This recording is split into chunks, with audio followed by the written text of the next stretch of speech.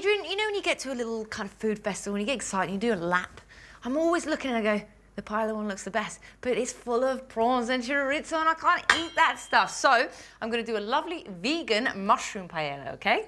A vegan mushroom paella? Yes, so I'm going to educate you. It's going to be fantastic. I can't wait for this one. So you just do a little bit of onion and garlic there. Well, I've got a bit of good extra virgin olive oil just to start it. Now, you can be very generous with this. Now, of course, we're doing a mushroom paella. We need to use gorgeous mushrooms. So I have these beautiful Swiss browns. I've got some gnocchis here. I've got shiitake, chestnut, and samiji. Samiji, like an oyster mushroom. Like an oyster mushroom here as well.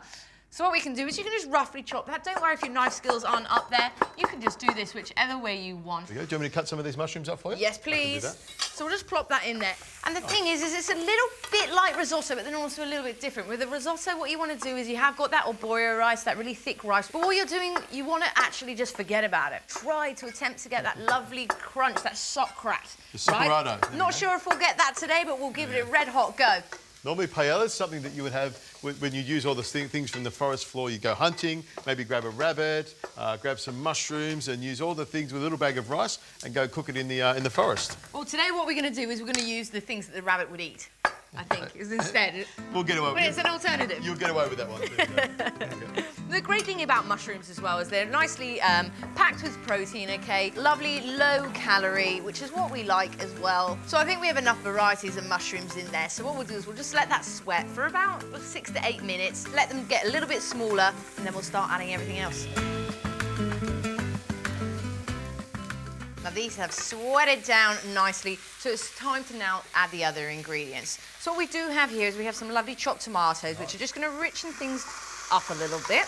Give it some body, give it some guts. That's it, but the main flavour is actually going to come from a beautiful umami broth that we have just over there. Now, umami is just a delicious savouriness that brings out all the rest of the flavours, okay? So I've got 4 cups of broth here because I'm going to put 2 cups of arborio rice as well in here. Now, this is a little bit more starchy. If you don't want to have a little less starch, you just run it under cold water. But the great thing about this is it does fill you up quite a lot and you don't need too much of it. Widely available as well, so 2 cups of that to 4 cups of broth.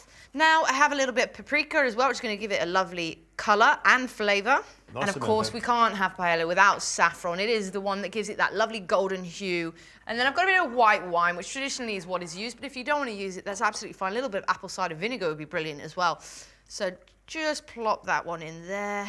And it might look like there's a lot of liquid there, but don't you worry, because you're going to go away, forget about it, and it's going to be really well absorbed. So I've got some peas. Traditionally, you use that as well. But again, clear out your cupboards. Just chop it up nice and small, and we can just use those ones. Beautiful. I love those Yeah, peas. you haven't even thought about the prawns and the chorizo, have you? Not at all. I promise you, I haven't thought about the chorizo at all. Bit of salt there, and then we better go in at 2 angles with this one. There we go. Get up nice and high and around, pepper everywhere. That's I think I might have got some on your arm. That's there, okay. There we go. So about 30-40 minutes that's going to need to just make sure everything gets absorbed. You're not going to believe how wonderful that rice is going to taste once it's absorbed everything. So we're just going to sit back, make a little sangria or something, and we'll come back to it. Look at that. It's amazing what happens when you don't touch something, isn't it? Just soaked it all up. There we go.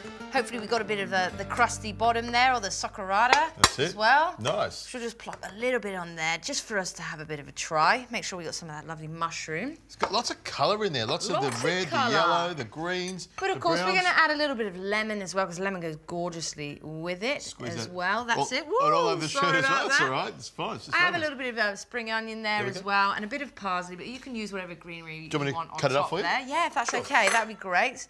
I'll get a little bit more in there. Nice.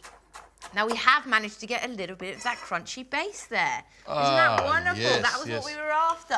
It's one of those things, once you've made it, you've got to let it sit there for a couple of minutes, put a tea towel over the top of it, and then... The last thing I want you to do is just stir it around. Never. Stir it around. Spring onion and parsley on top. There you go. That's it. Beautiful. So I think we should tuck in, have a little try. Nice. I most definitely want some of that crunch. I like it. It's a filling dish. And it's got no meat in it at all, but it's got lots of flavour. It smells great. Oh, this is a filling meal, and I can taste that saffron and taste the broth. Absolutely divine. And do you know what the funny thing is that rice is always a bit of a kind of a side cart to things, but I love how we've made it like the main event, the hero. With a little piece of chicken, rice can go a long way and be delicious and be tasty and all those things that we like. It sure can.